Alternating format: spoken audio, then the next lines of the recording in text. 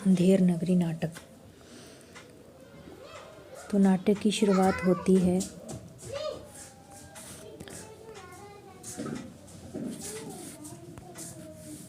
सुबह सूरज निकलता है, पक्षी चहचहाते हैं, धीरे धीरे अंधकार दूर होता है और प्रकाश फैलता है। मनुष्य समाज भी सक्रिय हो उठता है।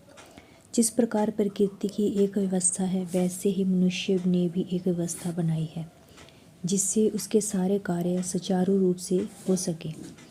कल्पना कीजिए, यदि प्रातःकाल सूरज न निकले, पक्षी न चहचहाए, नदियाँ उल्टी दिशा में बहने लगे तो, और यदि मनुष्य समाज में भी कोई व्यवस्था न रहे, चारों तरफ अराजकता हो, कुछ स्वार्थी लोग ही देश को चलाने लगे, वे जनता को अपना न समझे, उन्हें देश की जनता का दशा का ज्ञान ही न हो तो इस नाटक के माध्यम से इन बातों को समझने का हम प्रयास करते हैं। तो नाटक की शुरुआत होती है, इसमें सबसे पहला दृश्य आता है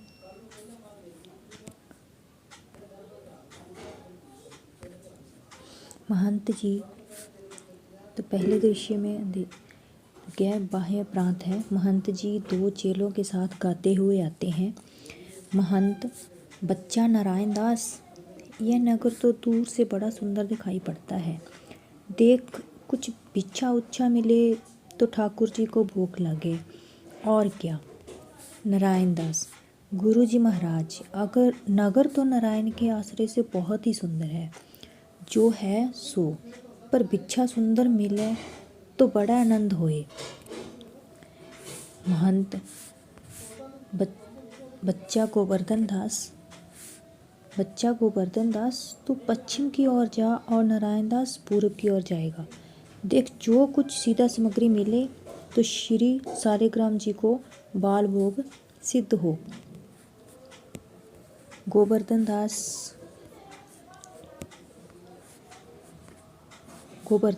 गुरुजी, मैं बहुत सी भिक्षा लाता हूँ। यहाँ के लोग तो बड़े मालदार दिखाई पड़ते हैं, आप कुछ चिंता मत कीजिए। महंत, बच्चा, बहुत लोभ मत करना, देखना। हाँ, लोभ पाप को मोल है, लोभ मिटावत मान, लोभ कभी न कीजिए, या मैं नरक निदान, गाते हुए सब जाते हैं। उसके बाद दूसरा दृश्य आता है, जिसमें जो स्थान है वो क्या है, बाजार है। तो उसमें घासीराम बोल रहा है, चना जोर गरम, चना बनावे घासीराम, जिनकी बोली में दुकान, चना चुरमुर चुरमुर बोले, बाबू खाने को मुँह खोले, चना खाए गफरून मुन्ना, बोले और कहीं और नहीं कुछ सुनना, चना हाकिम सब जो खाते, सब पर दूना टिक्स लगाते, चना जोर गरम टके से। उसके बाद हलवाई बोल रहा है, जलेबियाँ गर्मा गर्म, घी में गर्क, चीनी में तरातर, चाशनी में चबाचब, ले भूर का लड्डू, जो खाए सो भी पछताए, जो ना खाए सो भी पछताए, रेवड़ी कड़ाका, पापड़ पटाका, ऐसी जात हलवाई जिसके 36 कौम है भाई, सब सामान ताजा, खाजा ले खाजा, टके सिर खाजा। पाचक वाला बोल रहा है, मेरा चूरन जो कोई खाए, मुझको छोड़ कहीं न जाए, चूरन जब से हिंद में आया, इसका धन बल कभी घटाया, चूरन अमले सब जो खावे, दूनी रिश्वत तुरंत पचावे, चूरन कभी सभी महाजन खाते, जिससे जमा हजम कर पाते, चूरन खाते लाला लोग, जिनको अकिल अजीर्ण रोग, चूरन खावे एडिटर जात, जिनके पेट पचे न बात, चूरन साहिब लोग जो खाता, सारा हिंद हजम कर जाता, चूरन पुलिस वाले खाते, सब कानून हजम कर जाते, ले चूरन का ढेर, बेचा टके शेर। तो उसके बाद बनिया साहब जी बोल रहे हैं, आटा दाल लकड़ी नमक घी चीनी मसाला चावल ले टके शेर, बाबा जी का चेला गोवर्धन दास आता है और सब बेचने वालों की बात सुनकर खाने के आनंद में बड़ा प्रसन्न होता है। तो गोवर्धन दास बोलता है, क्यों भाई बनिए, आटा कितने सेर? तो बनिया बोलता है, टके सेर।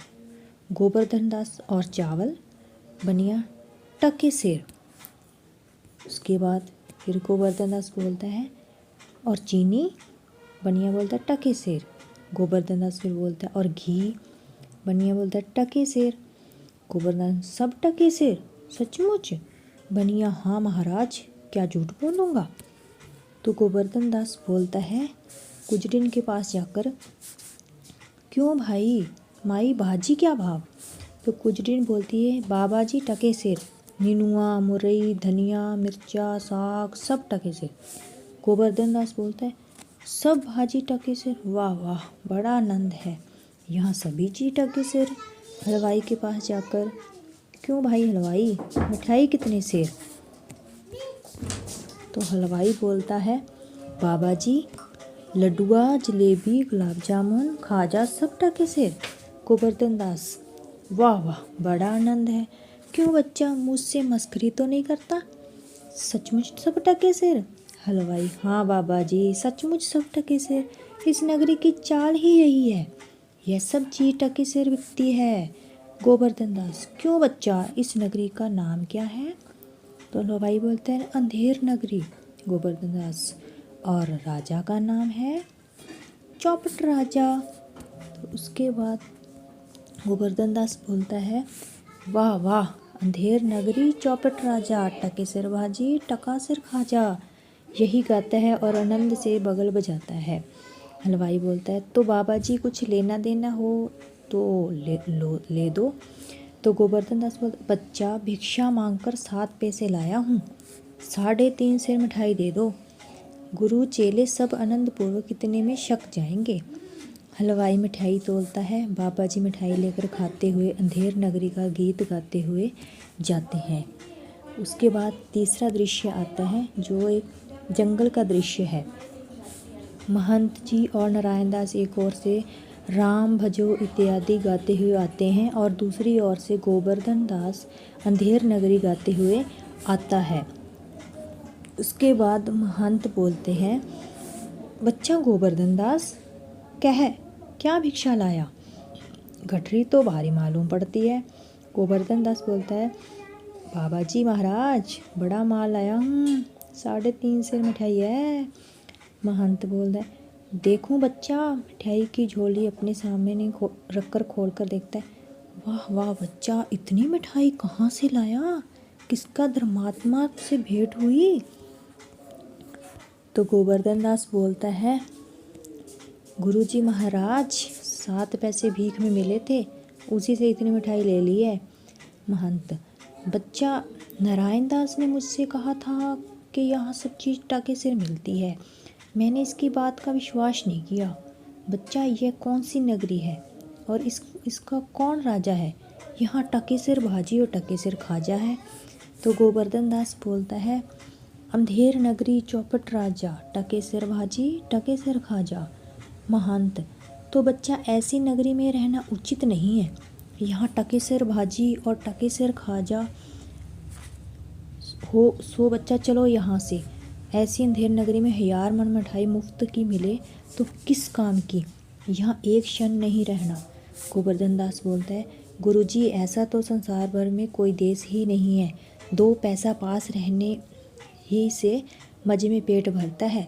मैं तो इस नगरी को छोड़कर नहीं जाऊंगा और जगह दिन भर मांगूं तो भी पेट नहीं भरता, बाजे बाजे दिन उपवास करना पड़ता है, सो मैं तो यहीं रहूँगा। महंत, देख बच्चा, पीछे पछताएगा। गोवर्धन दास, आपकी कृपा से कोई दुख न होगा, मैं तो यही कहता हूँ कि आप भी यहीं रहिए।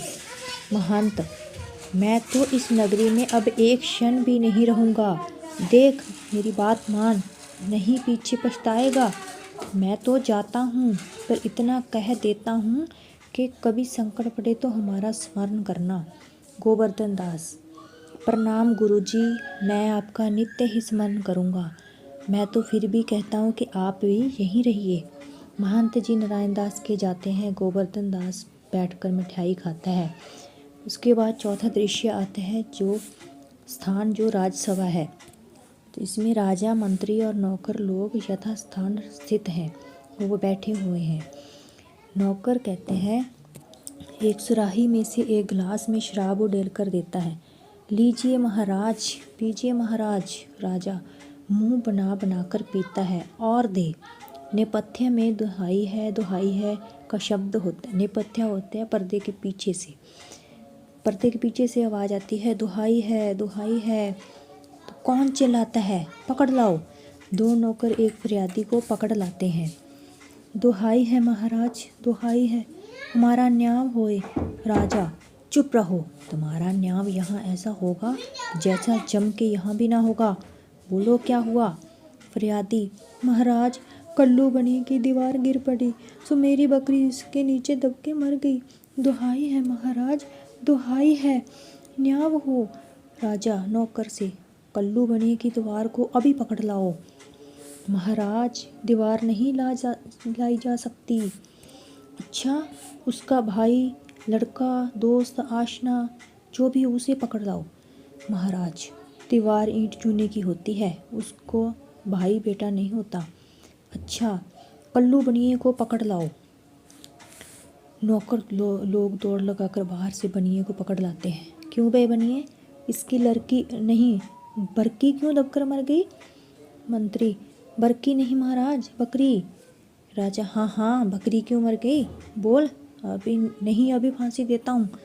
महाराज मेरा कुछ दोष नहीं, कारीगर ने ऐसी दीवार बनाई कि गिर पड़ी। राजा, अच्छा, इस मल्लू को छोड़ दो, कारीगर को पकड़ लाओ।